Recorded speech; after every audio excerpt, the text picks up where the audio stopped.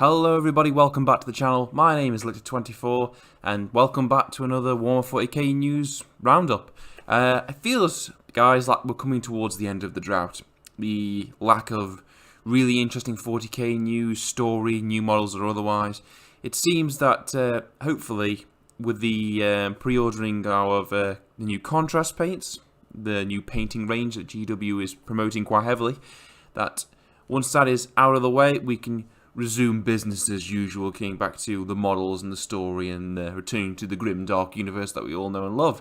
But over the past 2 weeks there has been a few little 40k things updates on the community site, so we're just going to quickly cover them now. First off, guys, in case you haven't noticed, there was a update to the errata not too long ago. Just a few kind of things that they're talking about, frequently asked questions and whatnot. If you have any burning issues or burning questions that you have about your army, rules that don't particularly make sense, cast your eyes over that. It may shed some light on things, or it may raise more questions, but such is the nature of those kind of things. Now, one thing I did want to talk about, that when this news originally dropped several days ago, but I never had the time because of work constraints and whatnot, was the new gang release for Necromunda. I know a lot of people got quite excited about these. They were revealed at the UK Games Expo. Now, a lot of people were expecting another big 40k release, new codex announced, a new line of miniatures announced, that kind of thing. Didn't get that, but we got an update to Necromunda, a new gang, or, you know, open quotes, gang of sorts, or a new faction, and this has got a lot of people excited, particularly if you play either Imperial Guard or the Elite Imperial Guard. I can't remember what the names are now. The Tempest of Scions, or if you're like me, you play Gene Steel Cult and you want more Imperial factions to subvert, then these could be technically right up your alley. These are the Paladin Enforcers, and basically they look like, well, cops, as far as I'm aware, or basically like enforcers. Sort of like your planetary PDF force. This is the kind of thing they'd be armed with. Sort of where an Imperial Guardsman looked like they'd just been given the rank and file clothes and weaponry of the Imperial War Machine. Basically just enough that they got so that Guardsman can do a little bit of damage before he's horribly killed.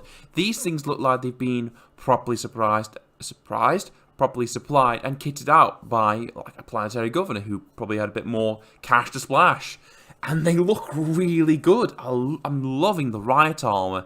The paint scheme's really nice as well. But I love everything about these models. They are great. I'm thinking to myself, if in the fullness of time, get some of these, get the Gene Steel Cult conversion sprue, swap the heads over, and bish bosh, you've got a Gene Steel Cult that's infiltrated a planetary PDF. I think these things would be amazing if you're playing Hive Cult, the militaristic Gene Steel Cult, or if you want your Tempest of Science to have a little bit of a different feel, good for them. Or I suppose you can use these as Guardsmen if you want to make your Guardsmen look a bit more beefed up in the way they're kitted out.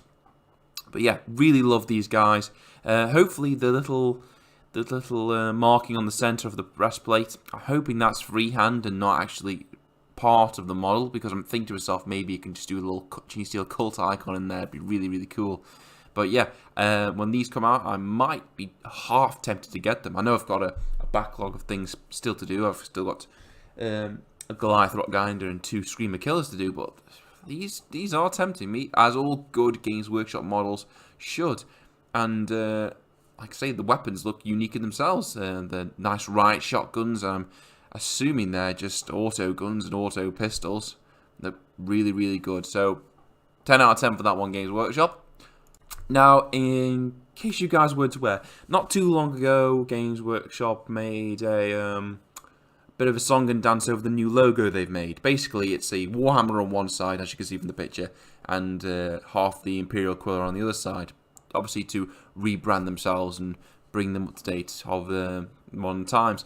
And to celebrate this, their little rebranding, they're declaring June the 29th Warhammer Day. And basically what that means is stores up and down the country are going to be having events, which include unique store-only models. Now, I don't need a crystal ball to say that they're probably going to be some kind of Space Marine or Stormcast Eternal, because that's the way GW rolls. If it's a unique miniature, it's not going to be anything other than a Space Marine or a Stormcast Eternal, because they are the main factions of Age of Sigmar and Warhammer 40,000 respectively.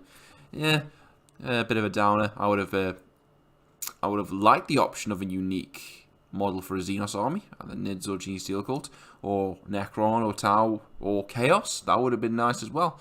We might get Chaos, to be fair. Chaos have had a bit of resurgence lately. And yeah, June 29th, mark it in your calendar. If you pop down to your local GW store, I'm sure they'll have something going on, perhaps events, things like that. Might be fun to take part in. You never know. We also had a rumour engine for the beginning of this month, and the reason I'm covering this one is because it may have 40k implications. It may not have. The more I look at it, the less I think it's 40k, the more I think it's Age of Sigmar.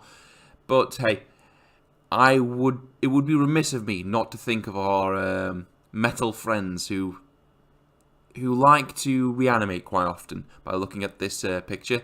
Basically, it's just what looks like a stone sort of archway with hieroglyphics on it. Hieroglyphics, Necrons, might not be, but then again it might be. It doesn't look like anything chaosy. I mean, it does sort of. It could sort of fit with the Necron theme, but then again, like I said previously, this could just be another piece of Age of Sigmar terrain. They released the large terrain set recently, or previewed it, the sort of like Stone Ruins one. This could be another add-on for that, or something of that ilk. But hey, fingers crossed, Necron players, that this could be a nice new little piece of terrain for you. Maybe, maybe not. And it wouldn't be a news update if we didn't have a quick word from Forge World, and it wouldn't be a Forge World update if it wasn't about a massive, great robot.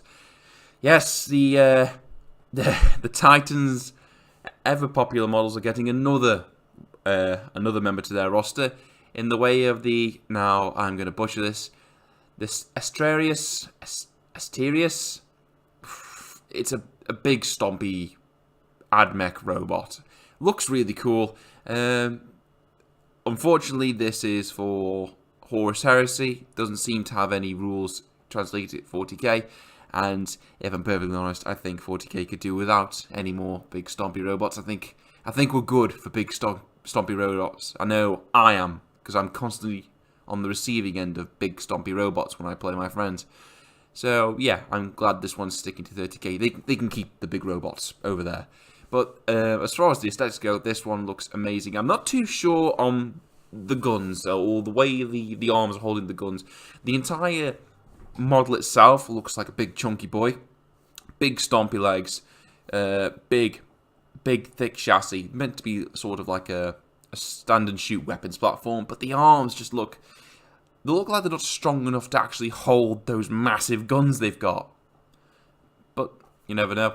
I think you might be able to put some armor plating over them, just make them look a bit thicker. Really liking the missile pod on the back. Nice little touch there. And the way the shoulder, the back end of the shoulders look like just the top end of cogs, really fit with the AdMech theme. Really nice. As usual, Forge World always hit out the park with everything they do, big stompy robots included. And that, ladies and gentlemen, brings us up to date. And as you know, this weekend, if you've perused the community site, you will know that you are now able to pre-order the new range of paints from Games Workshop, Citadel, Contrast. Now, I was in two minds whether to pre-order some of these myself.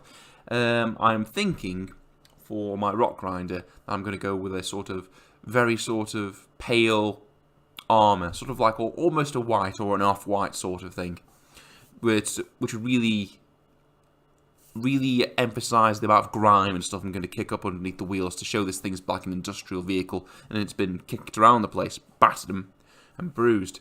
But I decided not to.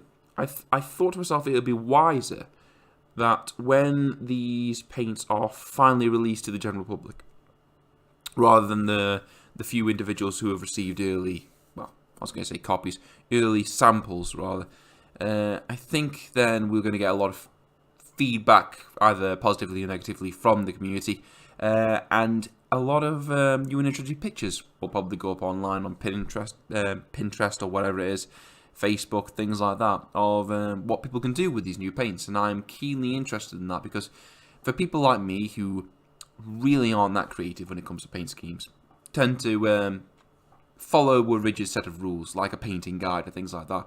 I think when these paints are available to everybody, people like me who, like I said, aren't very creative when it comes to that, can see what other people do and perhaps copy them or use their results to influence what we do. I think it's really interesting that GW are making a bundle package, because if you look at the pre-order system, you can now sort of pre-order a bundle of paints for a slight discount.